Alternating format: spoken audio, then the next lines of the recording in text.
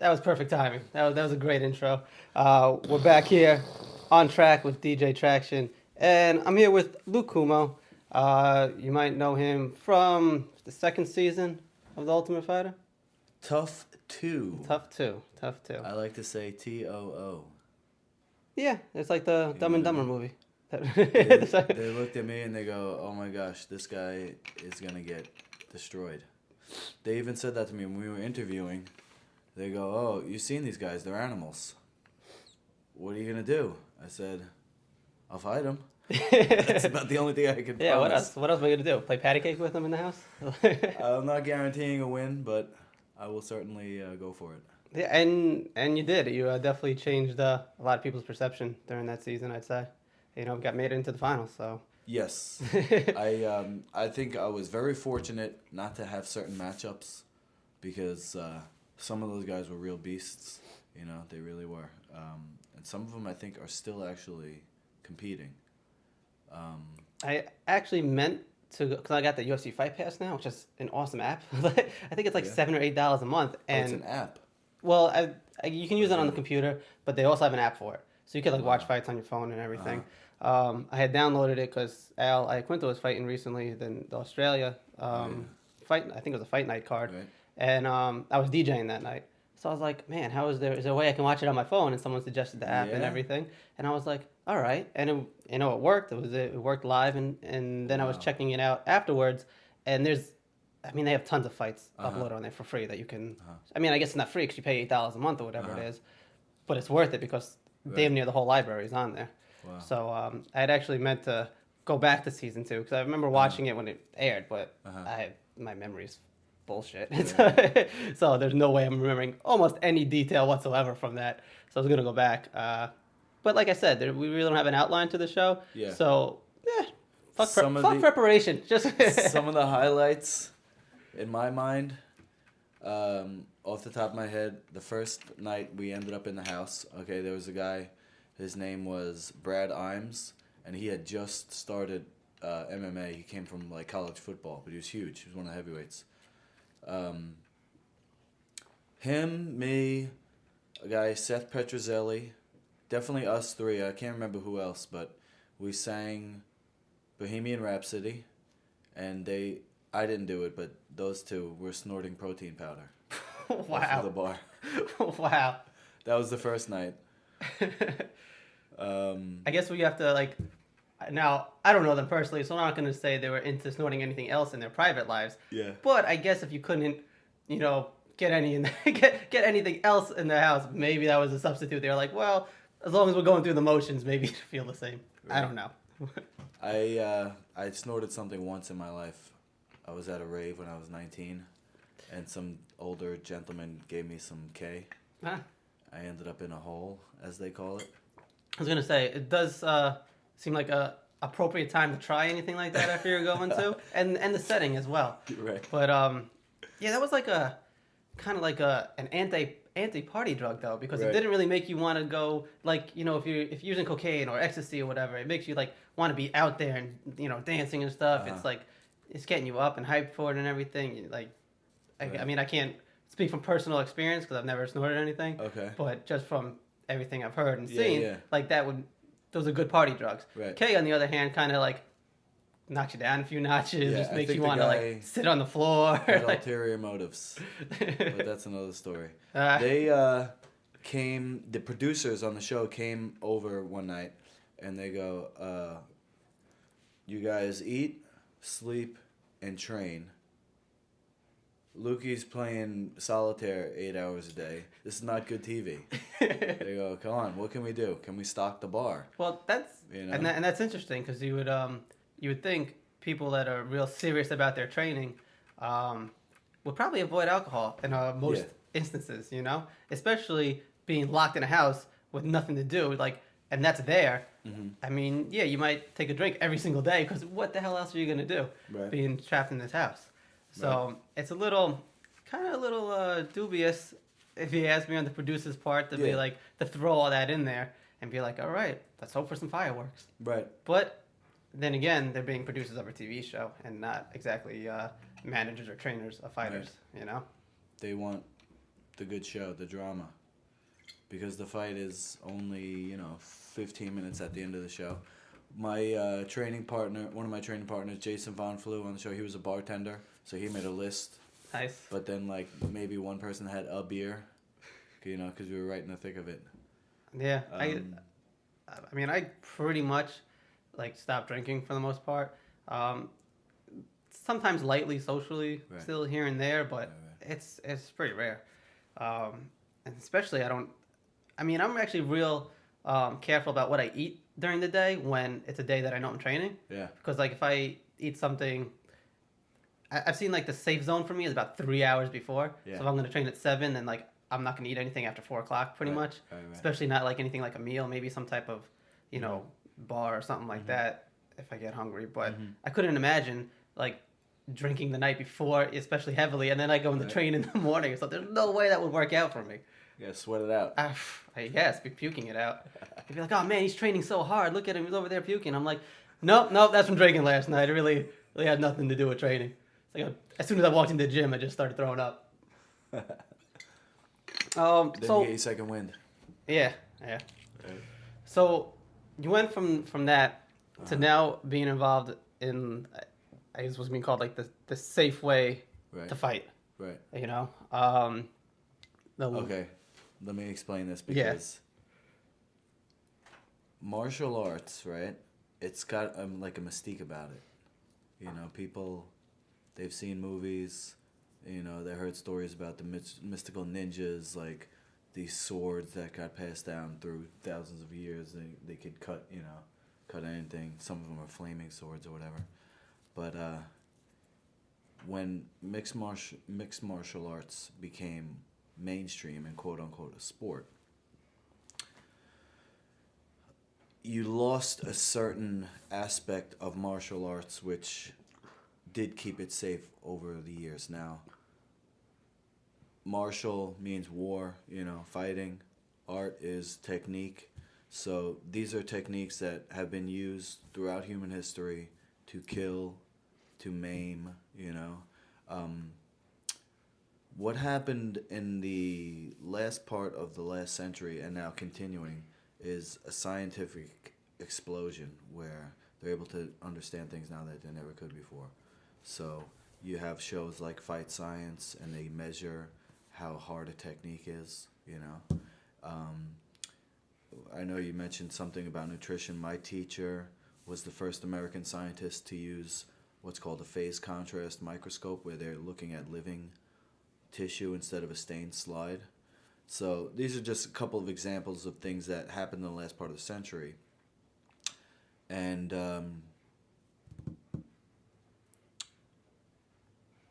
we're able to understand now that we as a species and the whole of the earth actually got to where we are now because of what's called a symbiotic or a cooperation or a co-creation. We have fought in the past, but the benefit, if you could put a quote around that, of war would be the scientific developments that came from the military-industrial complex, right? So the actual killing actually wasn't really a benefit. Not a positive, usually. Yeah. But what we got out of it, you could say, was something good. Anyway, what I'm getting at is this. Martial arts always had a master. You went to the mountain or whatever, you went to the temple, and the master taught you when he felt you or she felt you were worthy. But now the corporate interest got involved, and they do not come from a martial arts background. So there is no master of mixed martial arts. There is no master to say, when you go into the dojo, and you go, oh, I want to fight, the master would say, you're not ready. The master would say, you have to do push-ups first or whatever, Mixed martial arts, people who like mixed martial arts, they go, oh, I want to fight. I saw them do it on TV. There's no Mr. Miyagi to be like, no, you got to paint the fence all day long, Wax on, wax off.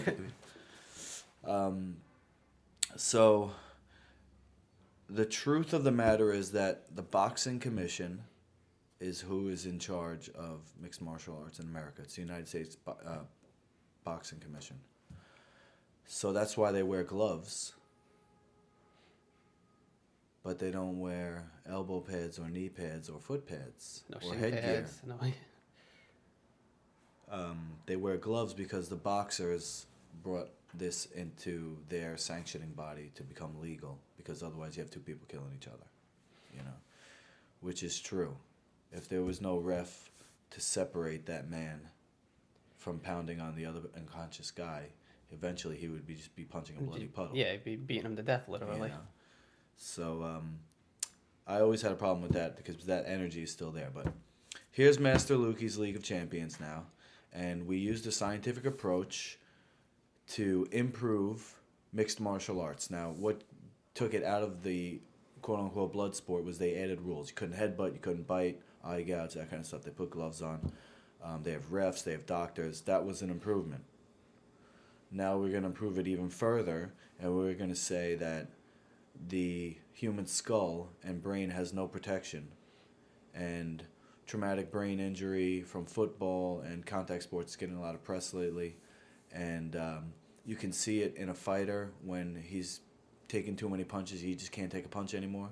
Okay, ultimate fighting and mixed martial arts as it is now will never ever be able to be an Olympic sport as it used to be, because nobody could have that many matches that it would take to get to the top. Like, who's the champion now? John Jones. Maybe he has. I don't think he even has 20 fights. Yeah, I don't think so either. I retired about 20 fights. I've always noticed that when, especially when it's someone's like first fight in the UFC or anything like that, when they have their record and you see it's a very low amount of fights for the majority of them.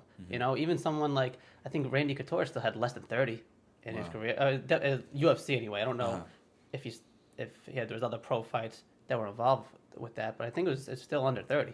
So yeah, and then when you look at boxers that might have 100 amateur fights before they even go pro. Right. And, there's definitely a disparity there of like how many fights that a lot of MMA fighters have. Right. From either the beginning to when they get into pros or even just their whole career. It's a very low amount of fights. Yeah. But I don't know. I guess I'm a little on the fence on whether it's safer than boxing or not. Right. And only in the aspect that getting hit in the head's bad no matter what. Right. You could just be in a car accident, like a low speed car accident, and the whiplash could really affect your brain and everything, and it can lead to other things. Like, it just takes one little impact. So getting punched and kicked in the face is no good. In general, whether it's just one shot that's knocking you out, or if you get a standing 8 count in boxing, get to keep taking blows, it's bad regardless. I think though, as far as in MMA though, there's a percentage of those fights that you might not get hit in the head at all. You might get taken down and just subbed out quick or anything like that, and you don't have a lot of let's say time in the cage. Yeah. So those 30 fights don't equal the amount or nowhere close to the amount of time that someone with like 30 boxing matches might have. So I don't know how that totally equates to it being maybe less safe or more safe than boxing, but at the end of the day, because you're not every fight you're getting knocked out, or every fight are you maybe even getting hit in the head. Right. So. Well, that is a good point. It's a great point, and I will skirt around the whole issue of the science of traumatic brain injury and impact, and we'll just go right to this. Martial arts is a journey of self-development. Okay? Now, when we make it into when they have made it into a competition, you get people who say, "Okay, now I want to prove something. I want to prove that I'm good enough," and then they go and maybe they beat somebody. But that doesn't prove anything, because the toughest opponent, and you know this from training, is inside. And we as a people need to work together to solve our problems, and you can never be better than anybody else, because the only person that you can be better than is the person that you were yesterday, And when we train and when we do mixed martial arts sparring, we're working together to help each other to get better. I totally agree with where you're coming from there.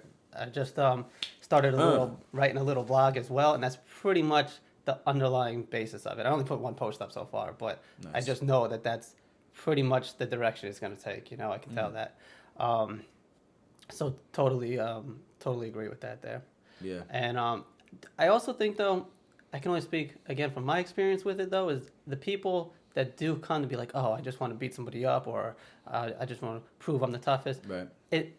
It seems like that's not a high percentage in it, and that they kind of fade out or die out pretty quickly, too. Right. They don't last that long. Yeah, it's like a bully mentality. Yeah.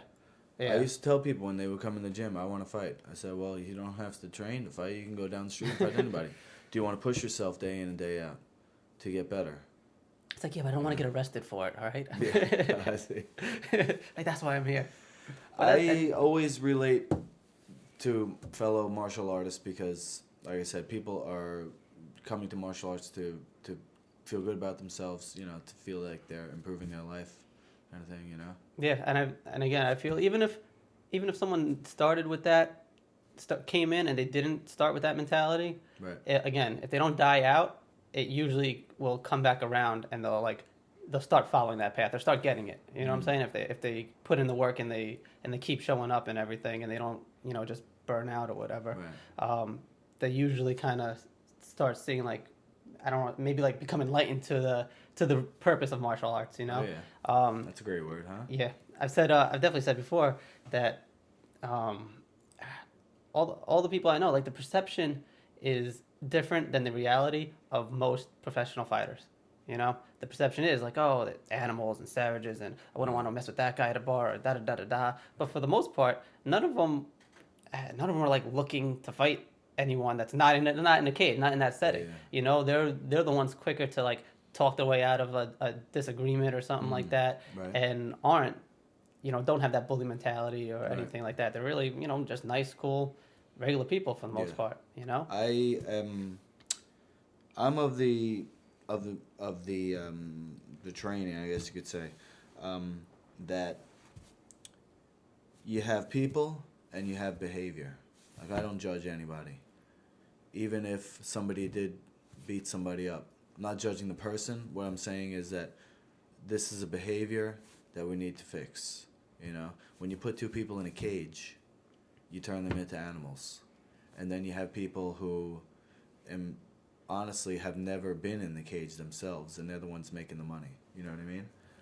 So that is a problem with almost every sport. I mean, you look at what happens even in the NFL and stuff. You know, there's always the debate between the owners and the players of, you know, the owners making so much money, but it's the players that are putting their bodies at risk and their lives at risk and everything, and the ones that are actually entertaining everybody. Yeah. You know, so there's always that debate that goes back and forth between the owners, or in this case, it would be the promoters and stuff like that, managers even, and the actual performers and fighters, or athletes. So that's just always going to be. You know, whenever you start bringing it in to where there's a lot of money behind it and people are making livings off of it, then some people are going to be like, well, I don't train or can't fight, but how can I make money off of this? You know, you're always going to have like a certain side of that mentality to that. Right. That it's just a hard balance. You know, you just hope to be set up with good, honest people. You know? Yeah. Well, I mean, I used to complain. I used to be like, oh, this and that is the problem. Now what I figured out was, okay, all the complaining in the world doesn't move anything. If you want something to change, you have to come up with a better solution. So what we did with the League of Champions is we made the participants, we don't call them fighters, we call them participants, we made them an equal shareholder. For example, this weekend, it's a $20 ticket to get in. The person who you buy it from, it's the participant, they keep half of that because they are the product, you know? So eventually it will be a televised thing where the viewer will be able to like click on whoever they're supporting, and they'll get a percentage of the pay-per-view or whatever it is, Fight Pass kind of thing, whatever. That's a cool approach. I like that. because like the way it is now, a lot of it is you get a real small percentage on that, when especially like if you're doing amateur fights or anything like that. Yeah, because it's based on ticket sales too. Yeah, it's based on ticket sales, but the percentage is nowhere near 50%. That's for sure. You know, and it's weird. They do that not just with fighters, but there are certain venues and stuff that do that with DJs. You know, like they won't pay like a set rate for a DJ. And it'd be like, well, you know, we'll pay you $5 a head for however many people you bring in or something like that, which is basically making you a promoter. Right. It is pretty ridiculous when you think about it. It's like everybody who walks in, or just on your list? No, just the people that are on your list. Okay. Yeah, which is, you know, it's just ridiculous way to do it. You know, I kind of don't want to get into it because I've definitely talked about it before, and I can go on for 2 hours by myself about this. But yeah, it's like it's not the only industry that they do it in, you know. And the same thing with even boxing too. Like I've heard stories of people that even with pro fights too, that they have to guarantee a certain amount of ticket sales to get on the card and stuff like that, and that's just ridiculous. That's not, if someone's putting all the time, energy, and heart into their training and being the best fighter that they can be, where really is the time to go around, you know, hustling tickets? You know what I'm saying? To make the money back. Right. You know, do you want somebody who is training, going to put on a good fight? Same thing. You want someone who's like been practicing and is really good at the craft, knows their music to DJ their event, or do you want just somebody that is running around selling tickets and not putting all the time and effort into having the best performance that they can? You know, I've always disliked that business plan. Right. You know, but it's what's also different. Right now, as a side note, what's hot in the clubs? Is it trap? I mean, every club has their kind of their own little thing. Like some clubs are known for certain genres of music, right? Okay. Trap had its little moment for a while. Oh, it's not even hot anymore. Wow, I'm so behind. What it is like you can get away with a set of it. You know, as far as I'm concerned, anyway. Yeah. Most of the places that I would do are more, because I'm like a quote unquote open format DJ, which to me is more like a read the crowd DJ. Like I'll play whatever, you know, whatever is working and people are vibing to. If it happens to be some 80s music, I'll play some 80s. If it's all like house music, I'll play some house music. If it's hopefully some hip hop, especially throwback hip hop, cool. Yeah. You know, that's let me get into that. You know. Nice. But like I said, some places are just like house music all night long, you know, so you may or may not hear any trap in there, you know. So it's just everything kind of cyclical with that, you know. Music has like like it's almost like a roller coaster. It has almost like frequency waves, actually, is the way it goes. Nice. So something's hot for a little bit, and you know, it's a little bubble, it bursts, and then it starts going down, and something else takes its place, but you can still fit some of that in there, some of the good stuff still in there, so... That's interesting though, that because we're essentially, I mean, as you're a martial artist too, as a DJ and a martial artist, they're both artists, so it's similar type of industry, I'd say. Yeah, anything that can be considered an art or creative, because I really, especially for doing it for so long, like. It is what it is. It's a martial art. It's a very specific art. It's like a chess match when you're in there with somebody. It's not, you can't just go in there with a brawl it out mentality and not have any technique or anything, because you're gonna get the shit kicked out of you. Like anybody with a little bit of fighting experience compared to someone with none is probably gonna get their ass kicked. Like if it came down to it, you know, you really have to like really kind of plan out what you're doing, and I don't mean like follow like, okay, 1 minute into the fight, you're going to do this. 1 minute and 2 seconds, you're going to do that. But you just have to know how to set stuff up, how to react to what they're doing and everything. It's that's what always intrigued me about it. Because I'm obviously, I mean, I'm 5'5" and 130 pounds. On a good day, I'm 130 pounds. So it's not like I'm going around bullying anybody or anything like that. It was never that for me. Okay. I always enjoyed the kind of like the mental aspect of it. Like, all right, how this guy's really good at this. How do I work around that? How do I, you know, as a sport, I love it. And again, kind of like what I said before, any other time, I don't want any physical confrontation whatsoever. You know, if anything happens outside or, you know, at a bar or whatever it is in public, I'm like, hey, let's have a drink on me. You know what I'm saying? Let's talk this out. I'm not trying to get into it with anybody. But the sport of it, I fucking love. And it might have also come because I started wrestling in high school. That's where How's And that? I did karate like before that, like when I was really young, like 12, 13, stuff like that. Nice. But I think it really started in high school with wrestling because it's more so of like a chess match, you know, because it's move versus move and counter versus counter, and like same thing could be said for jiu-jitsu, Right. you know? It's like, all right, this person did this, and you got to think a couple moves ahead and everything. Like, you know, I'm gonna go for this. If it doesn't work, what can I transition to? If he tries to defend it this way, what am I gonna do? You know. So I really enjoyed that aspect of it, and that's what really got me into it. As an art, I like when people come and they have their entrance like on point. You know, they got either the music or I think one guy came in with like a live band once. You know. And then there's the self-promotion, which is almost like an art form, you know. Yeah. People are good at talking trash, some of them. That'd be wear their suits, it'd be awesome if someone came in. You ever see like if you go into the city and you see like those one-man band things, like the guy has like, you know, 150 pounds of equipment on. There's like cymbals over here. He has a keyboard in front of him. There's something he's dragging a ukulele or something like that. It'd be awesome if somebody came into the ring like that, played their own music. I always wanted to have. Like, when I was fighting, I was like, oh, you know, one day I'll make it to Japan. Pride was still around. I was like, oh, yeah, I'll get on Pride. And I had this whole, like, entrance, because Genki Sudo was one of my favorite guys. He used to have, like, these grand entrances. He would dress up, and there would be, like, all this kind of stuff. So I was like, all right, so I'll dress like this character. You know, I won't describe, but it was cool. And then I'll have a line of drummers, like, with the djembe or whatever.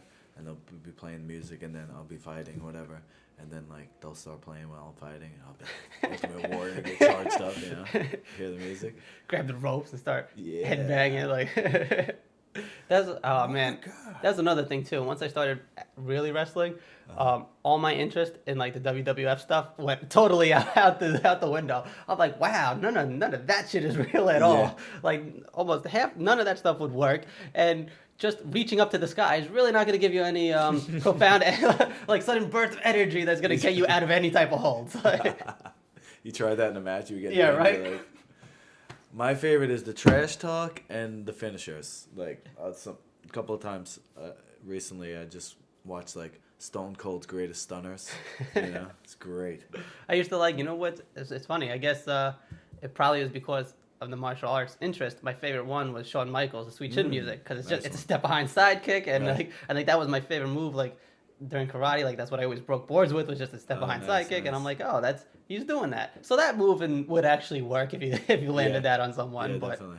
A lot of the other stuff is like, no, you're not getting out of headlock that way, just by everybody cheering for you to get out of it.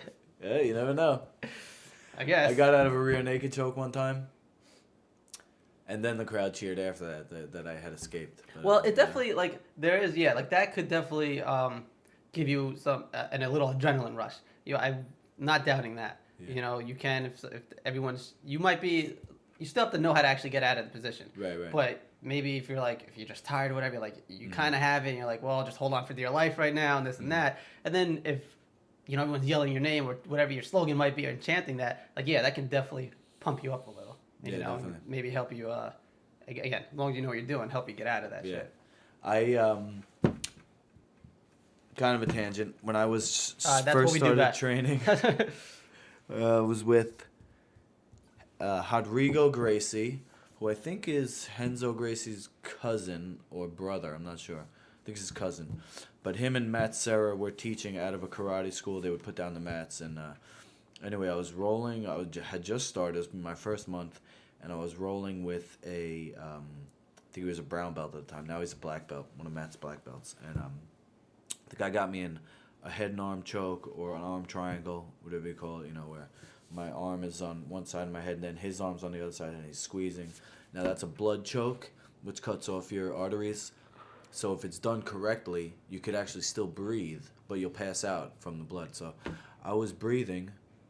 And it wasn't on all the way, so I didn't get passed out. But I was I wasn't tapping out. I never did like to tap out, because it was like, oh, I don't want to lose. I'm not here to lose. I'm here to get better. But anyway, this guy, he was like, oh, why isn't this guy tapping? He starts squeezing. He's a grown man. I think I was in my early 20s, you know.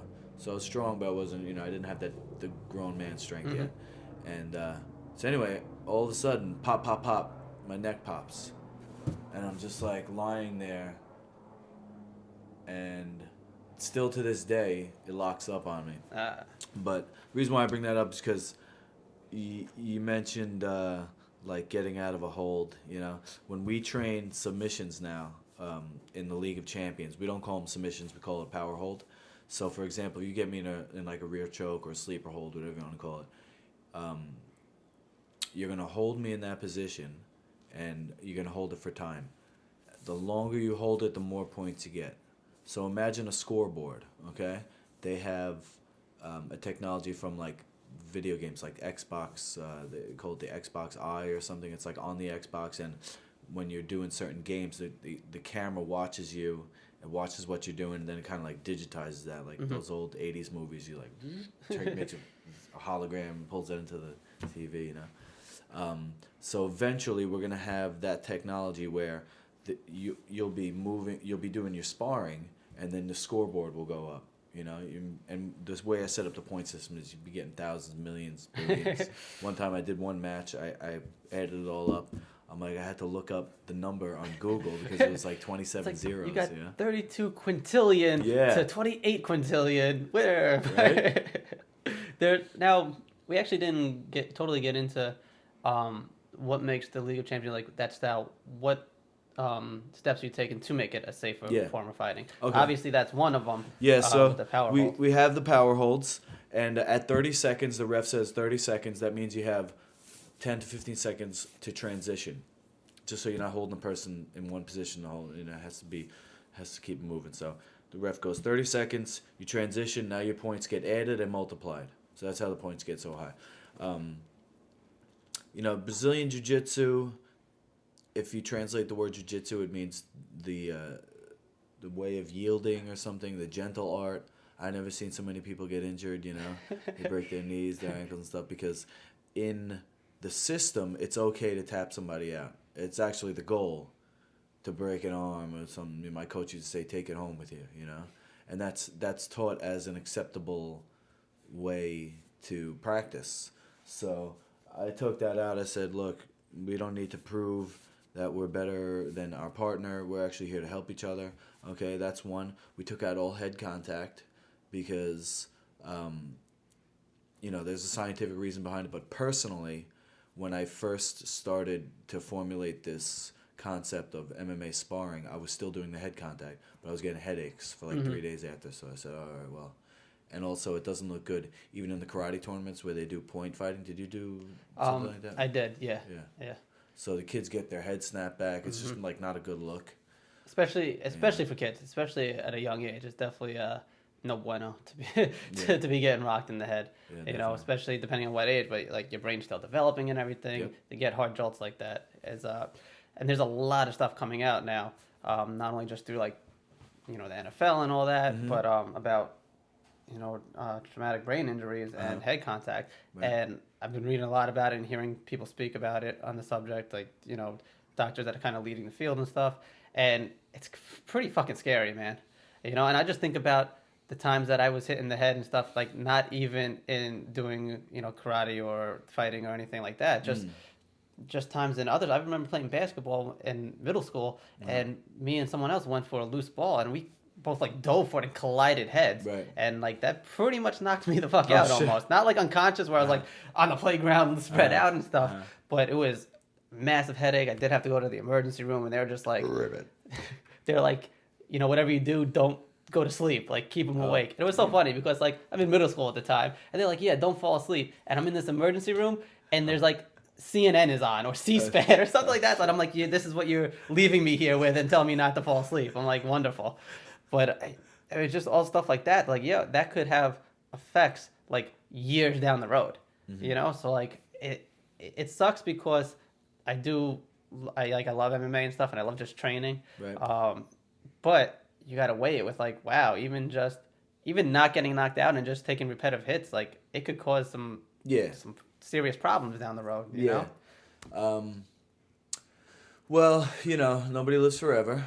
Well, yeah, I think you got to enjoy your time here too. You know? We should definitely set things up for future generations. You know, the natives would say, "Leave good tracks where you go." We took out all head contact, and we took out knockouts. So there's no knockouts to the body. Basically, the more and the faster you throw your techniques, the more points you get. Now, when you and I spar, neither one of us is going to win against the other one, but we both keep our scores. It goes towards like our scoreboard. Like we'll have our own personal stats. So it's like a running tally. Yes, For your... but there will be a high score. So like when we have the sparring championship on Sunday, nobody's gonna win against the other person, but there will be somebody with a high score, and that person will get a cash prize. So there's incentive to perform, to your best. Mm-hmm. But there's no finishes, like I said, with the power holds, with the knockouts, and then everything is padded. Even though there's no head contact, we do wear headgear. We wear elbow pads. We wear gloves, knee pads, shin pads, even the chest protector. So there's basically a safe. That's why I call it the safest way, mm-hmm. because it's does that have you found out that is that impeding any like grappling at all? Or no, we definitely tested it, and as it gets more popular, they will improve the gear. They're already starting to put like pads in Under Armour type stuff. Nice. And the other thing is that when there's no fear of knockout, people let it loose more. It's actually more action. Because that's what people used to complain about. They go, "Oh, GSP doesn't fight for the win anymore." Yeah. When you're facing a guy who could literally kill you, and that's what he's training to do, you're not going to take chances. Trust me. Exactly. And actually, it's a wonderful strategy on his part. It's like, I don't want to get punched in the face by this guy, or that can knock me out with one hit probably. Like yep. you don't want to take that. And he's actually has spoken about like his experience with with brain trauma, basically. Not that it's like real serious and not exactly sure, but he's talked about just having headaches and stuff like that, and like that it's just worrisome to him. Yeah, I think he could be on board with us in the future once we get more and more investors and whatnot, makes it a legit thing. So is it like body contact and stuff like that, leg kicks or anything? Is it basically full contact, or is it light contact, or what is what are the rules that, like, what are you telling fighters basically right before they fight? Like, what can they do? Okay, so that's a great question. Because, or participants, my bad. Yes. Well, you can use the word fight. I'll tell you why. Because there is a battle going on, and if we don't fight for ourselves, things are just going to keep going the way they are. And then people are actually getting hurt. Somebody died in kickboxing recently. You have the chemtrails and the GMOs. That's a battle on us that they're doing to us, and we have to fight for ourselves. You know what I mean? The way that we fight is with our actions, with our money. We vote for healthy food. We don't give our money to the shit food. We we do League of Champions, and that's going to eventually take the place, because more people can do that than Ultimate Fighting. Only a certain percentage of people can do Ultimate Fighting. Mm-hmm. But what do I tell my students? First of all, we're a team. The League of Champions is one league, okay? We're all together, and we're all helping each other get better as one. So there's nothing that somebody could do, that would put them above anybody else, because we're all together. So when we spar, you and me, we're helping each other, okay? If you take me out, now all of a sudden you don't have a sparring partner, so it's not going to benefit you. The more techniques you throw, the more points you get. You don't get extra points for hard techniques. Okay. Like the points, I'm assuming it has to like land somewhere to count as a point. Oh, another great question. I'll tell you what. Say soccer mom wants to do MMA. She doesn't want to spar. Okay, she's going to get in the same arena, under the same camera, and she's going to get the same points. Because if I throw a punch and it doesn't hit you, okay, I still get points. Okay. Now, if I throw a punch and you block, you get the points for the block, plus you get the points for my punch, because you wouldn't have had to block without me. So you get the points for that. Now, all right. If I throw a combo on you, and then you come back and do a combo on me, you get your points plus my points. So the points are going to go through the roof. Now, if you do a technique and I move out of the way, you should still get the points for that because you did the effort. You know what I mean? The system is right now on a piece of paper. You have a judge with a pen and paper. So once we actually get the technology to have the camera to record the points, it will be more of a finite rule as to how the points will be scored because it's going to be a mathematical thing. Right now, it's just kind of like how the judge sees it. When you do a move, they put a line. If you do a really cool move, they put a big line. And then at the end of the match, we'll come and we'll just kind of get a general feel for your points. You know what I mean? But everybody that I put in the tournament on Sunday, I've sparred with them. And a lot of them have sparred with each other already. So this is kind of like, it is a tournament. It's a high-score tournament, but it's also a demonstration of this style of sparring for people to see. And it's going to be live on the internet. Sweet. Where can people see it? Right now, it's going to be just on my blog spot, LukeCummo.blogspot. Nice. I don't want to charge, pay-per-views yet. I just want to get the word out. Get the word out, get people to see it, and we're attaching ourselves onto a tournament.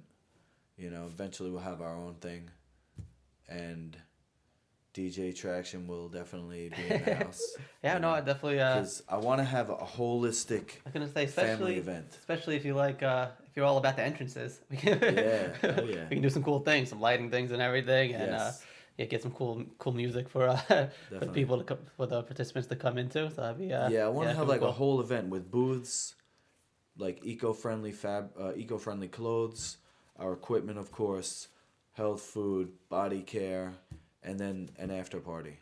Like after everybody works out, we'll have like smoothie bar. An after party. So my idea is, have you ever seen Emerald live? Yeah. So he's like a talk show. He's like a Johnny Carson, but he makes the food kind of thing. So that's what I'm gonna do at the end of the event. But we're gonna have a stage where there's like multiple cooking stations. So people, I'll be hosting, but I'm not gonna be doing much of the cooking. People will come up, and it's a training / tasting, and it'll be healthy food for people who had just worked out or families or whatever, Love the concept, definitely. And then, of course, we could have like some healthy organic wine there or some kind of alcohol because that's what I need to dance. I was gonna say you gotta win the people over somehow. You gotta get something to interest them in. We're like, all right, no, we're not that crazy. Here's some alcohol. Yeah, definitely some medical pot. Which, what do they have in New York now? They I think it's just like the oil is legal, like for medical reasons. Yeah. Yeah. I'm with that. But I haven't seen. It's not like it hasn't exploded where like a lot of other states where in California it's only medically legal, but there are places all over the place. Like you can get it everywhere. Yeah. But that's also because you can actually buy like edibles and just loose marijuana or whatever. Mm-hmm. Here, I'm pretty sure they passed it for medical use, but I think it's just like in oil form. Okay. And you haven't really seen, at least I haven't yet, any place pop up that you can actually get it from. Yeah. I don't know if it's just like actually at a doctor's office you can get it from. You need a prescription or something. I'm not exactly sure how it works. There's supposedly 9 hospitals in New York, so that's why I named my dispensary 9 Hospital. I make medical edibles. Nice. As an athlete, I can't recommend smoking, although you can get a very tremendous benefit from smoking pot, and it's very helpful in turning around conditions. I'm telling you from experience. But I think it's a good thing that they haven't legalized it as in smokable form, because I would rather see it get a legitimate reputation from the medicine that it is, rather than people go, oh yeah, you smoke pot. It's like it has bad rap because smoking. It's also funny how in a lot of states, it is legal now for medicinal purposes, but under federal guidelines, it's still a Schedule 1 drug, which means it has no medical benefit whatsoever. It's unbelievable.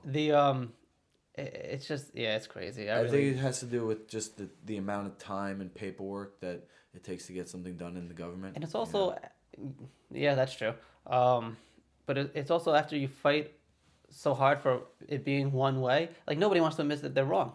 Yeah. You know, just nobody wants to be wrong. They're like, no, no, no, no, no. Come on, like it's been like this for 50 years. Like Right. we can't just all of a sudden be like, oh, it's all good for you now. But it's like, yeah, but even though it's been like that for 50 years, it was good for you then too. So nothing really changed. Just the way that the information gets out there. Now everybody knows, and it's like, it feels like if you can't trust the government on something like that, where all this evidence is like, hey, at the very least, even if you don't want to let people do it for, make their own decisions about having fun in their life and use it for that way, if all the evidence is pointing that you can use it for medical reasons. Right. And for the federal government to still be like, nope, Schedule 1, no benefit whatsoever. Right. It's like, what else can we not trust you on, basically?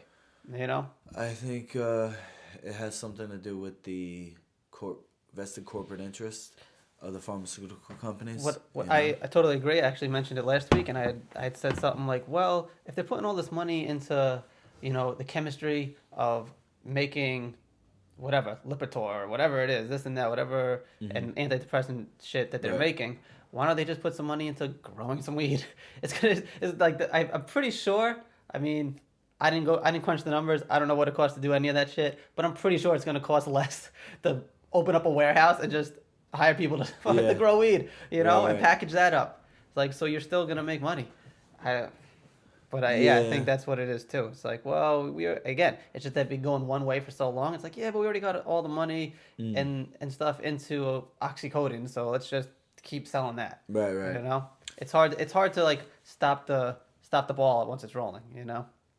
The thing that happens, this is getting a little like what's the word? Metaphorical, but when somebody is very young, they're very hydrated. Like the body is over 80% liquid, right? Water. When you touch a baby's skin, it's very soft. As somebody gets older, they get more and more dehydrated. So if you can imagine a sphere or an erythrocyte, which is, they call it a red blood cell, but it's not actually a cell. It's kind of like a donut shape, but the center is not hollow. It has like a thin film. So that's actually the shape of a person's aura. The energy, it comes out, and in physics they call it a torus. Okay, so anyway, as somebody is healthy, they have this kind of like circular torus energy. As somebody gets older and dehydrated, their energy becomes, it shrivels, and then certain spots shrivel more than others. So you actually have these like, it looks like spikes coming out. And you can see this under a microscope. And they go, oh, well, that's cancer. That person has cancer now. But they didn't see what happened until the 90s. I mentioned before briefly, my teacher is the first scientist in America to use this microscope where you can actually see this happen, where a cell will dehydrate from a circle into like what looks like a spiked ball. When somebody is on a path that's taking them to the end of their life, this is something that's happening in their body, and it's happening in their energy. But it's a shriveling, and if you can imagine a fist closing, okay? So that's control. I've seen this in my own life, somebody who's not healthy, the more unhealthy they are, the more they feel like they have to control things. So the natives would say that we're in the midst of a cycle, and they had different names for it, the Age of Aquarius, or the apocalypse, or the fucking the 2012 thing. But basically, the energy, like you said before, it goes up and down, okay? And we're entering what they call a golden age. And the people who are in control right now, who are running the pharmaceutical companies, who are looking at the numbers and not seeing us as living beings, but they're just seeing how they can control us, they're going to be gone soon. And the younger generation is already on our way into power. So, medical pot, it's like a freight train. It's gonna get there. That's why I started a dispensary. When people told me, "Oh, it's not legal yet," I said, "Well, I'm not gonna wait. I'm not gonna wait for somebody else to do it because this is my medicine. This is my money that I'm gonna make selling medicine and helping people, and this is how I can control it now." I am working right now with just with people one-on-one. I say, "Oh, well, what do you like?" The last person said they wanted the oil. I said, "Well, look, if you think that a little oil is gonna turn cancer around, you're only partially right, because we have to look at what was the reason why the person got those tumors. Okay, now we can turn around cancer without medical pot. And I have a program for that too, that my teacher developed from the 80s to still to this day. He is in California, and he works with all the celebrities, because when you're healthy, you look healthy. And those people that's their product. Yeah, exactly. You know, they don't want that surgical look. They want to look naturally beautiful. So that's where he is. And I'm out here in New York, the Empire State. He said, "If you can make it there, baby, you can make it anywhere." I said, "Well, I'm the man for the job. I did the ultimate fighting, and I made it out alive, thank goodness. I was smart enough to see that getting punched, kicked, and elbowed in the head is not a good idea." We got the League of Champions coming up, which I think will be a good promotion for a healthier way. And then we'll start to have these events, which, it'll be like a holistic approach. You have your health, you have your fitness, you got your music, you got your medicine. Huh? I like it. It sounds like a full day, right? I definitely I love the concept. So with your dispensary now, is it you say it's just one-on-one, so it's not like anyone can go to anybody can go to 9hospital.blogspot, Okay. or they could just go to lukecummo.blogspot, or they could look me up on Google. I'll give you my phone number at the end of the session, because I formed a church last year. It's not a religion. It's a spiritual mission that I'm on, and this is a natural right that we have as living beings, and that's why I formed the church. I said there is no officer who could violate my natural rights for medicine, because if I'm anxious or I'm not feeling as good as what I can, somebody could legally give me something that's very toxic. You know what I mean? And they actually do all the and time. They do. Sometimes they do that without your permission. And being being in the part of New York that we're in right now, there's been like a lot of talk about the rising of basically people overdosing on heroin and stuff. Right. Heroin's really big, and they basically tracked it down to because they all were on Oxycontins and Oxycodons and this and that, and then when they got them off it became easier to get heroin. Right. They get these pills. So it's really it's having detrimental effects, not just the individuals, but families and everything. When, there's just clearly better ways. And the information, living in the age that we do at the time that we are right now, the information can get to everybody and get anywhere like that, so fast and stuff. Which, has pluses and minuses, because obviously there's a lot of disinformation out there too, and you got to sort through it and really, find the good information and find what's actually true. And sometimes if you don't have a background in any of it, it's easy to be, convinced of the opposite if you don't know, so you kind of do have to narrow down what you're looking at and cross-reference it and really put some work in. But when you do, all the information's out there. Knowledge is power. So, and I think that's also why we're talking about how like the older generation of people that are controlling, whether it's in government and corporations and stuff,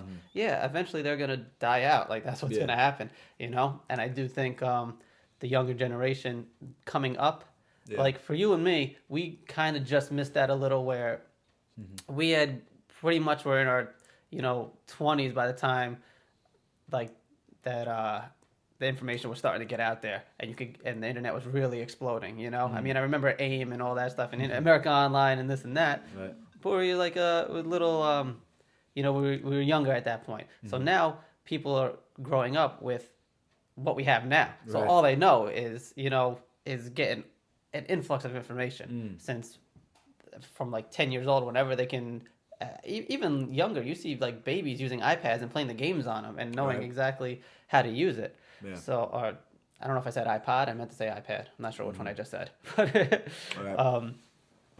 But so now that generation is going to be the next generation that is going to be running these corporations, that'll be getting into government, that'll be, inventing new ways to do stuff, So I think we are on that cusp. Like we said, it goes in, in a wave, up and down, kind of like a roller coaster. Yes, So, we're going to win. Let me just go back real quick because I don't want to be prejudiced against anybody of any age group because I know people who are in their 60s and they're very hip.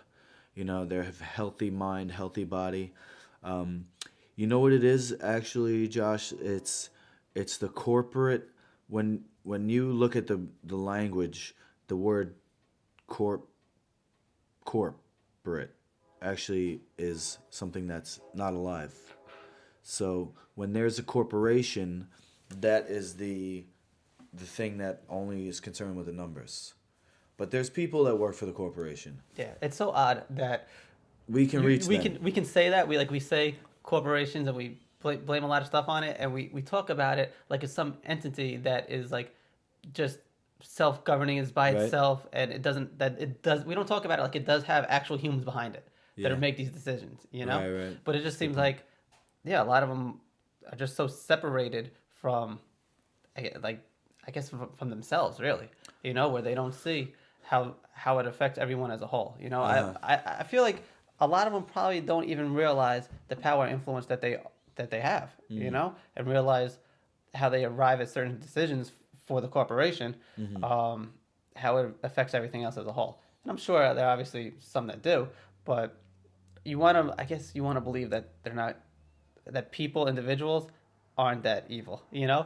But then when it's all together in one and you're looking at it as a corporation, you're like, well, why the hell are they doing that? The word evil, it's actually live backwards. Now, this might seem weird, but I have seen people go from good people, and then as they get more, as their health declines, they get it's like, I wouldn't say evil, but they get cranky, and then they start to do things where it's like, oh, why would you do that? Don't you see that, I'm a living person here? I've also seen the opposite. I've seen people turn around and go from and become a better person, actually. Their moods improve. They start to do nice things for people.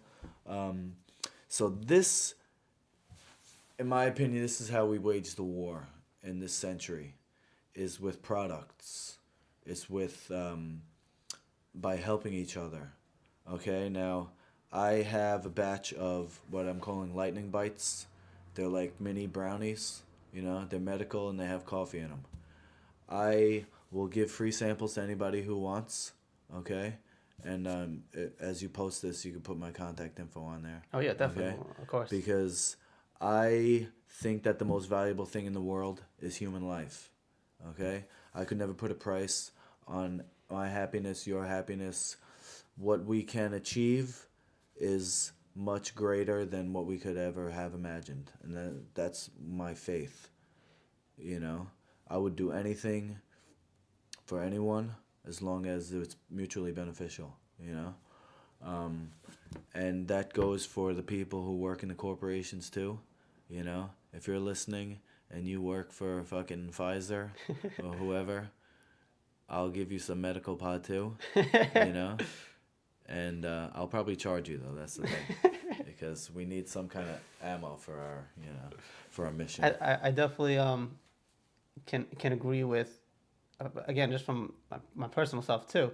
When I really started focusing more on nutrition and what I put into my body and how it makes me feel, I kind of always had a let it go mentality, but I definitely see it more so, and again, like you said, with other people, when they kind of get on that path and they're becoming healthier and stuff, they're not as cranky and stuff. They don't react as harshly to certain things.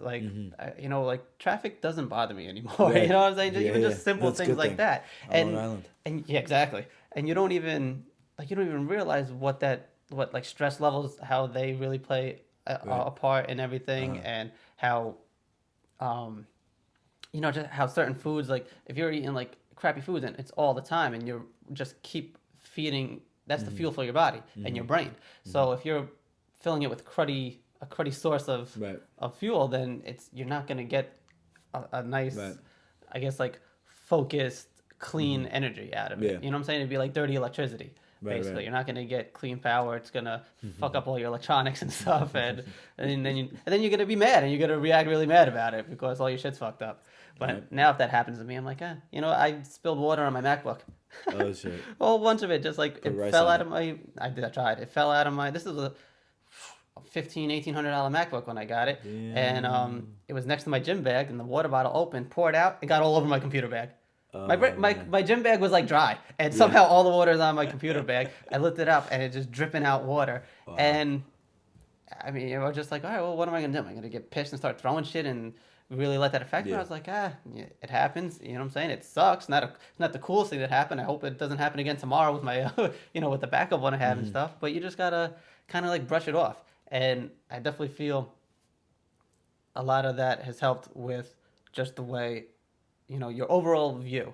If you start taking little steps on the path of just being healthy and everything, it'd greatly affect pretty much everything else you do, And sometimes it can be a hard start, but you just have to, one of the easiest ways, especially if you live on your own, it becomes way easier, just buy good shit. Right. And I like what you said before, like, you vote with your dollar. I've been trying to make more of a conscious effort with that as well. There's some things you can't avoid, like I got to put gas in my car. Right.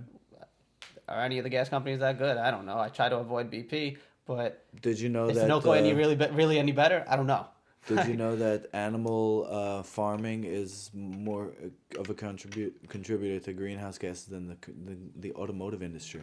I can definitely believe that. I make a pretty conscious effort there to try to get humanely raised stuff, grass-fed beef, this and that. Like, I mean, it is hard. It's becoming easier and easier. Right. I'm not gonna say like it could be. A lot of people look at it as more expensive, and it could be. But if you really crunch the numbers and try to get certain places, like you can get it shipped. You can get stuff shipped anywhere. Yeah. So it could be a little more expensive, but if you're buying a whole bunch at once, it kind of evens it out a little, and you can fucking put it in the freezer, man. Save it, and then it kind of evens itself out, and you're gonna have good, healthy food available all the time. So you're not gonna just resort to the cookies in the cupboard or something like that if they're not there, Right.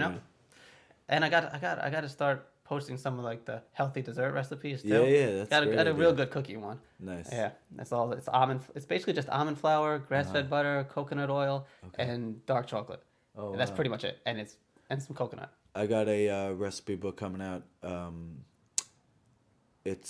My concept is simple, yummy, and easily made into a commercial recipe. Like when I make my recipe book, it's logos and then the recipes underneath it. But every weekend we have a chef training and tasting. So if you have any questions or if anybody has any questions about healthy eating and whatnot, I do free consulting. Nice. This weekend I'm meeting with Mike Tyson's representative. Awesome. Because he recently, in the past couple of years, has transitioned to like a healthier. Yeah, I've heard him talking about that. Yeah, and you can see the difference in him because, I mean, look at him during his prime. And then there's actually a pretty recent video about him in Canada meeting with the mayor there and stuff.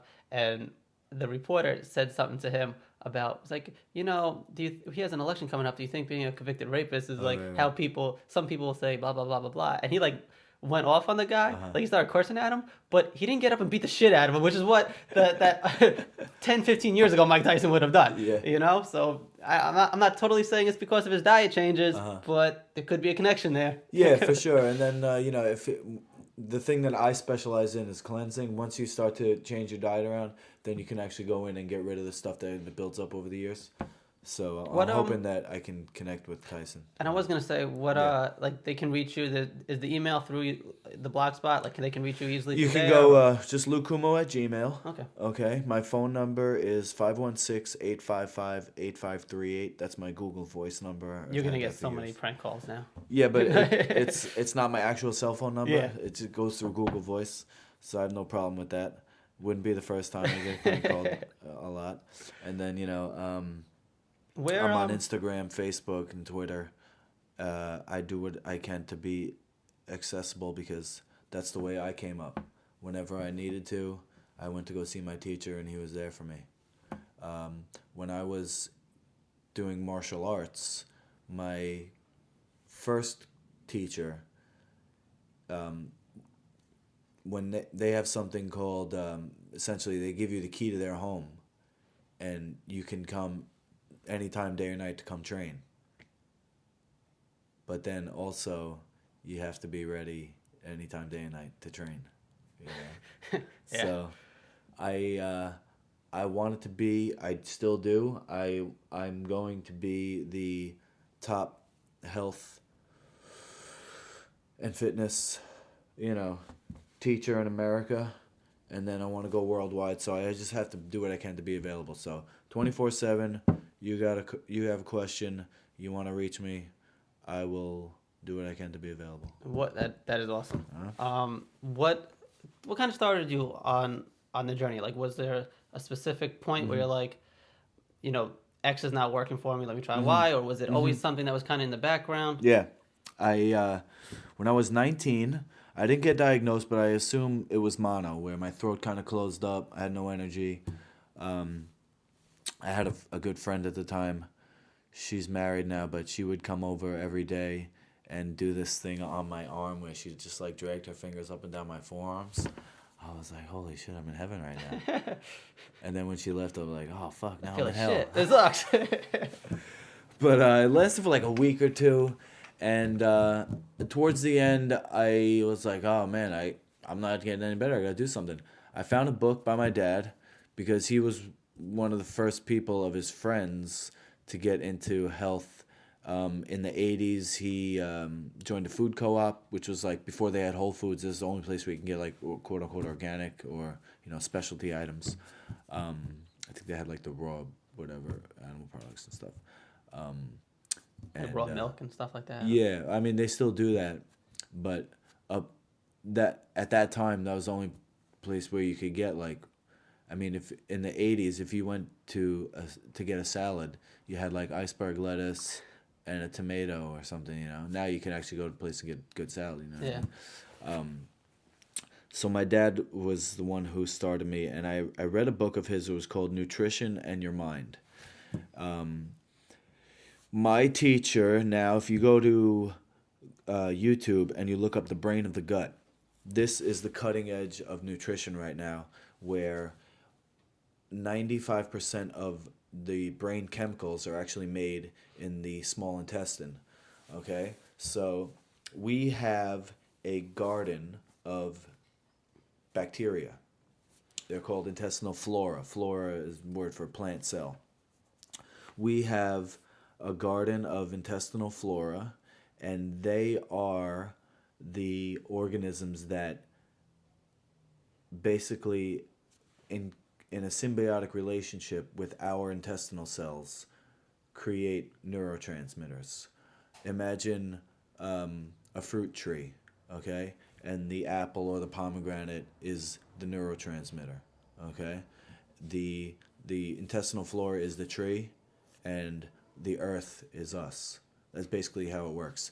You have these microvilli. You have villi, which is the folds, then you have microvilli, which comes off of that, and then you have galaxial threads coming off of that.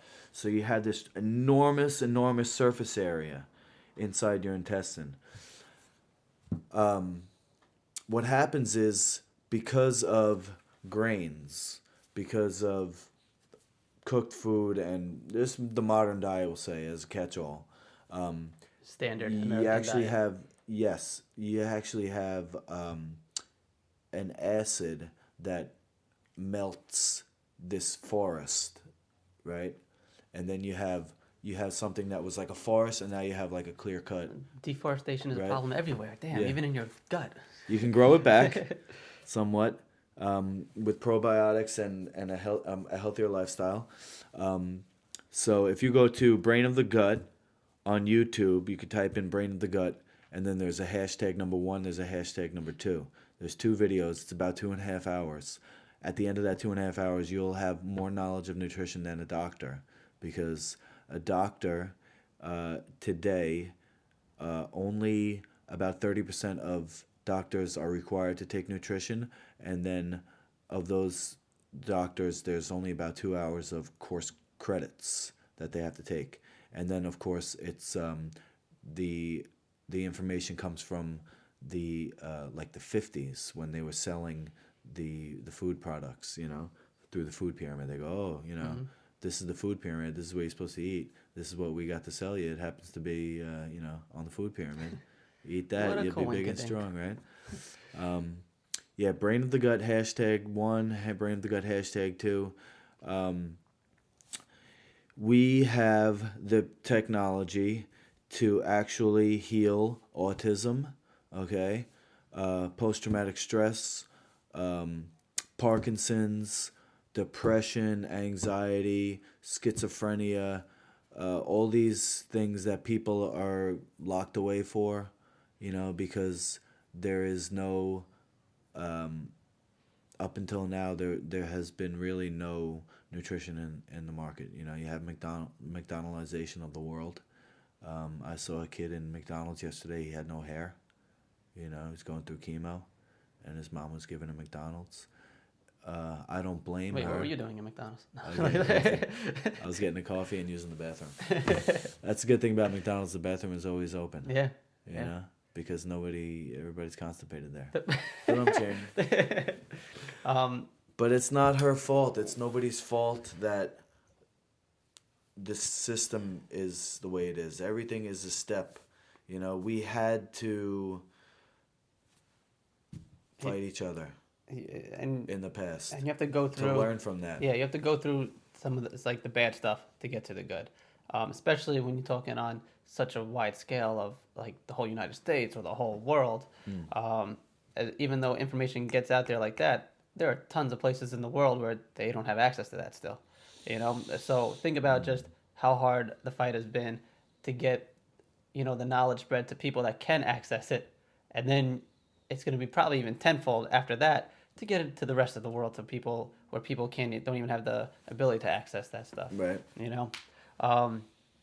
Yeah, I've actually been reading up on gut health and stuff like that, where they're saying it's almost the starting point for a lot of diseases that you mentioned, and a lot of the problems. Same thing with just inflammation. Right. And a lot of inflammation of the gut and everything. If somebody is like, all right, you know what? I'm eating donuts, drinking beer all the time, and I feel like crap. Right. What's some easy first steps that you would recommend for someone to? Because I think it's hard especially when someone is on what they call the standard American diet for their whole lives. A lot of people, there's a negative connotation. They're like, oh, you can't have this, you can't have that, you can't have that, and that kind of discourages people. To even start. Right. So what would you say? What's something to start someone on that they could easily actually do? Right. And maybe start them down that path. Okay. I watched a YouTube video the other day. The guy, he was unboxing something that he got from a food company, and they sent like $10 worth of food, and he actually got a lot of stuff. That's what eventually I'm going to do. I'm going to have these recipes on my recipe book translated into actual products, so it's easy. Mom can't cook that day. Boom, she's got a box. The kid will eat the box, whatever's in the box. Until that day comes true. We're just going to take a quick look in science. When you compare our hands, our teeth, our digestive system, you compare that to other animals, and you put them in groups. We fit into the category of what's called a frugivore, which is an animal that eats from a flowering plant. Now, a flowering plant is including all of your fruits and vegetables, okay? It's including all of your seeds and nuts. because as a species, we have a role with spreading seeds. That's what the frugivore does. Kind of like a bird or a bat that eats, and then if the seed ends up somewhere else, and then we're actually part of the environment, spreading the seeds. Pomegranate is in season right now, and if you look online, you could see how to cut a pomegranate, which is easy. When you eat a pomegranate, you have to eat the seeds. In your seeds, They're all over the damn place. You can't avoid them. It's so good. I ate about 20 pomegranates in the past 3 days. But first of all, the juice is very hydrating. Okay, so we actually evolved to eat juicy fruits. Gets your saliva going. The colors, when you look at a tree, you see something orange, you see something red, something blue. That's what you're drawn to. We're not really drawn to green much. When people eat big salad, they're actually eating the dressing. Otherwise, it wouldn't be very tasty. You know what I mean? You would never eat a grain out in the wild because how would you eat it? It's like a tiny little speck on a plant. You have to actually do something. So, as a savage, as we are naked in nature, these are the things that we actually evolved to eat. Juicy fruits, pomegranates in season, and anything with seeds. There's a music DJ reference there to Juicy Fruit, but I'm gonna let it slide right now. Okay. I just want to point it out for other people that might have thought that when you said it too. But Nice. Oh, my dad's here. The sample to Juicy by Biggie. Nice. His original song was Juicy Fruit. Hip hop. Hey, how are you? My How friend are you? Josh Hey, Josh. Hello how are there. you? from the gym. Say hi to everybody. We're doing You're gonna be online later. podcast. Oh, yeah? He said, "What's Up the rebels. what's an easy step for people right now to move more towards health?" I said, "Pomegranates. They're in season. Well, that's and one of them. they're one of the Thousands original- things you can do. They're one of the original foods. Well, Pomegranate. how entrenched in the American lifestyle are the people who want to convert? How are they? Well, Are yeah, they that's what. McDonald's people? That's what Or we're are they saying. health food people? No, we're saying people that don't have a clue, but Don't want. have a clue? Yeah. Oh, my God. What's an easy first step to Never try to ever change set it? foot in another fast food restaurant. Never. Number one. And that, you know Number two, what? That's actually give kind up of how I soda. started. Sugar. You got to read all the labels, make sure there's no sugar and no salt in it. All right? Processed foods, white flour, most of the meats. If people they really think they need meat, turkey, raw organic turkey, and organic chicken, and only once or twice a week. Fish once in a while. Stay away from wheat and dairy. Rest. Plenty of liquids. You can use the bottled water like Poland Springs. You can use, they have ionized water now, Kangen water, which is very good. It's supposed to stabilize your metabolism. Of course, smoking is out. Coffee, if you have to have it once a day, and maybe even just a half a cup. No drugs. That includes marijuana, which makes your brain dysfunction and and long-term use makes you sterile. And I know you're shaking your head, but it's true. No, I was like, oh, okay. People right now are being assaulted with all the good things, supposedly medical marijuana stuff, but they completely ignore the 75% of it, which is bad. The hallucinogenic is only part of it. It's worse than smoking cigarettes. What if not smoking it though, taking it in another form like an edible or something like that? If you eliminate the hallucinogenics, then it may be a medicinal purposes. But people who purport to do this, they don't eliminate the hallucinogenics because they want the high. That's why they're using it, whether they eat it or whether they smoke it. So if you want to get to the truth of where they're at, you ask them without the high or with the high. And if they say with the high, that means it's not medicinal. It's for pleasure. It's Right. like Can't feel good. It's like Not allowed to feel drinking wine at your meal, 1 or 2 glasses a day. It's supposed to be very healthy for you. Yeah. But an alcoholic will say, "Well, I drink wine because it's healthy." No, if you drink it all day long and you're drunk, if you're drinking a whole it's bottle not, before noon. That's not because of health. And too much, of course, causes stroke and the cirrhosis of the liver and heart disease. So I do. I'm right on par with you though with all those first steps that you did mention. 'Cause that's definitely how I got my start too. First thing I did was avoid fast food places, and then I've eventually narrowed it down to not even going to like casual dining restaurants and stuff because it's pretty much the same type of crap. You're just sitting down and paying more for it. You know, I took out sodas, any sugary drinks, stuff like that. A lot more water. And then eventually made it to where the meats that I was eating was, you know, tried to get wild caught fish, grass fed beef, stuff like that. Right. Humanely raised everything. So, yeah, definitely some good first steps there. You get to the point where you can go with a radical like my son, who's a life food. I don't agree with some of the things he says. But I went to Applebee's for Veterans Day, and I couldn't eat anything there. The whole menu was just unhealthy. Yeah. I couldn't eat a thing in the place. Maybe it was a salad. I don't know what they were putting in it. Exactly. So you don't know where any of those ingredients came from. That's how austere. If you want, depends on how healthy you want to be. Yeah, and that's the thing. Once you start taking some of those first few steps, it kind of just naturally goes to you're all right. You're gonna go all the way over here with it, you know. Because eventually you might end up there, but you have to start. You have to start exactly. So that first step's the hardest part. You know, it's just first of all getting the information and then figuring out how do I fit it into my life, especially now. The way people live their life is crazy. There's no time for anything, you know? You might be stuck in traffic for 2 hours each way to work and everything. You're there for however long. That's part of it too. You got 30 minutes to eat in the middle of the day sometime. And the big thing, what you're mentioning, is stress. Mm-hmm. We had definitely talked about that before. I had a vessel in my heart. It wasn't really a heart. It was a heart attack. It wasn't really a heart attack. At least my heart wasn't damaged.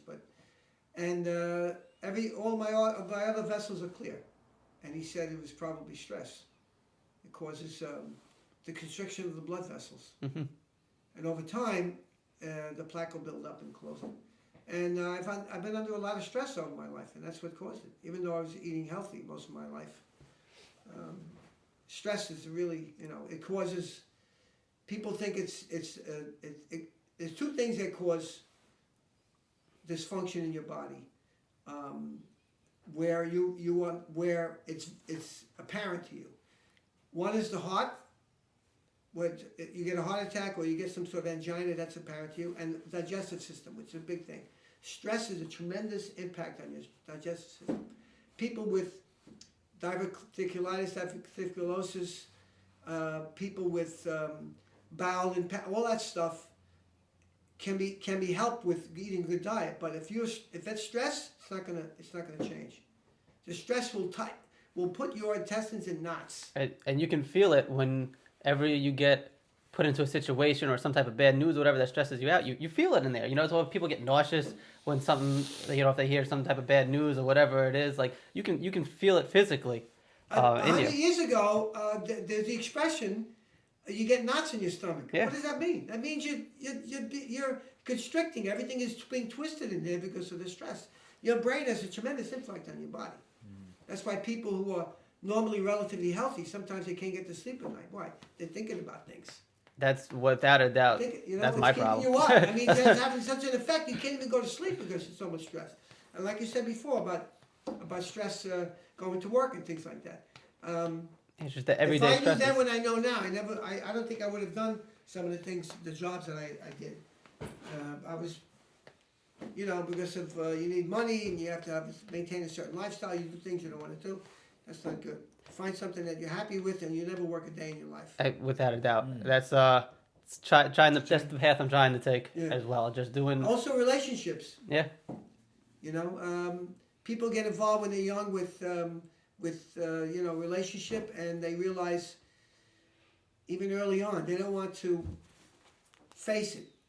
A few times that I know. I mean, people close to us, their children got married, and 18 months later, a year later, they're divorced.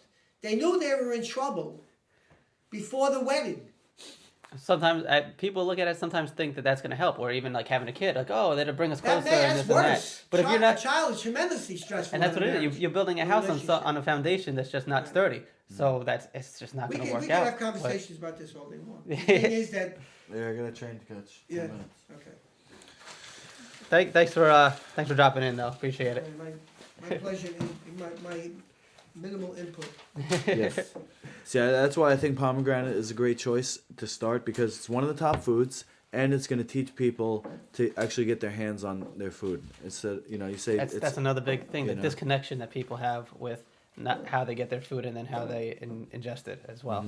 When you become more aware of that and everything that goes behind it, again, it's one of those things where when you start taking the first steps, it'll kind of naturally get you almost, I don't want to say like to the extreme side of it, but you'll start getting closer to it. You start getting pulled more that way. Just when you see how the food ends up from where it begins to how you get it, and then you're going to make more of a conscious effort to limit the amount of steps that it takes and how it is raised and how it's grown and then what you do to it and how you eat it, Let me just interject one more thing. One thing I picked up early on was that a rule of thumb is when you're eating food, as close to nature as you can get it. Yes.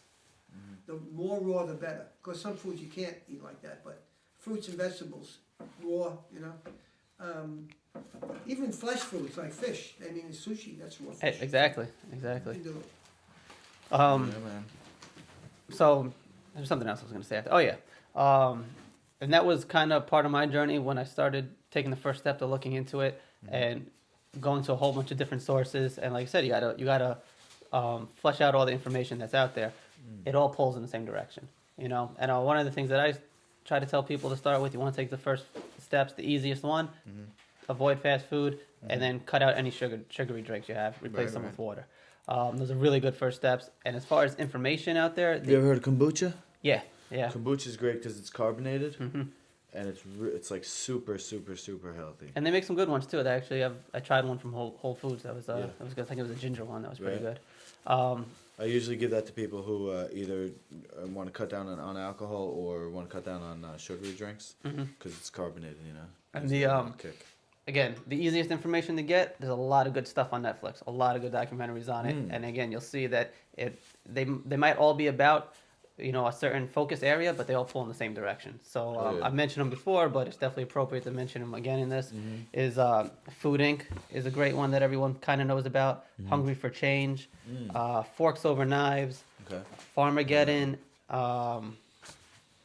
Frankensteer. Like there's another one that starts with an F. What is it called?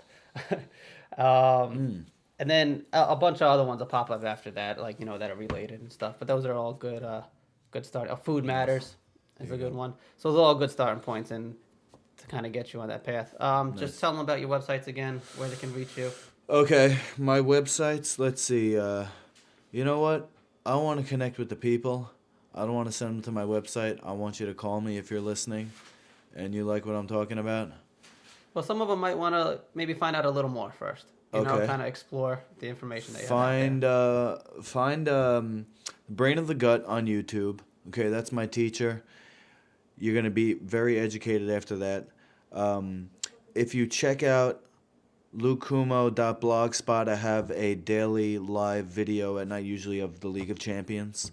For nutrition questions, I would say just ask me straight up, and I'll give you the good stuff. Just answer your question right away. Let's see, Luke Cummo at Gmail. Facebook, / Luke Cummo.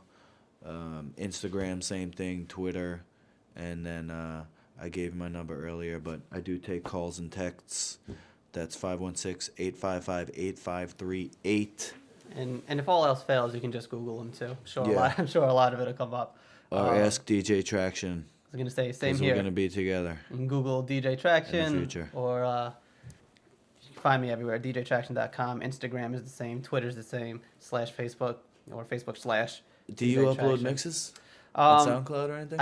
I did. I've been using Mixcrate because I found that they don't take them down as much. A lot of stuff gets taken down from SoundCloud. Really? Yeah. Because of copyright infringement stuff when you put in mixes. Yeah. Because that's not what their original intention was for. It was for people producing their own music to put it up, I guess, is what the problem is now. Okay. So I don't use that. I use Mixcrate, and then I usually link it onto my site. I haven't made any recently, but being that I'm moving in a week or so, nice. That's my focus, is to get that studio and little office going, and then being able to have something set up all the time where I can just whenever it hits, I can just go record, do whatever, Nice. and just work on that. So yeah, Looking forward to it. Same thing with the blog and everything, and obviously the podcast. Gonna stay consistency is key. So stay consistent with it. Start Yes. getting it done, and like you said, find something you love, find a way to make money from it. Never work a day in your life, and that's the goal. I'm trying to take all my passion projects and turn them into, something I can live off of. Nothing Yeah. crazy. I don't need a mansion. You know what I'm saying? I just need to be comfortable. That's it. Alright. Because that's stress of just. What if we get like a huge facility and we all live together, like 50 people, huh? Oh, I don't know if I want to live with 50 people. As much as I love people, I'm kind of a. You'll have your own room. 20 years behind the time. I'm like kind of a movie. private 1960s, person. it could've been It's so him. weird when I put all this stuff out publicly, like as far as like the podcast, blog, this and that. But really, I enjoy my privacy. You know what I'm saying? Yeah, Like, man. I need my own little area to just Can you chill out. drop me off at the train? 'Cause Definitely it's like can. going for Let's stop this again. Everybody, thank you for listening. This will be up. Well, I can't tell you when it'll be up because when you're listening to it, it'll already be up. So that's retarded. Yes, enjoy. Peace out. Till next time. We'll see you.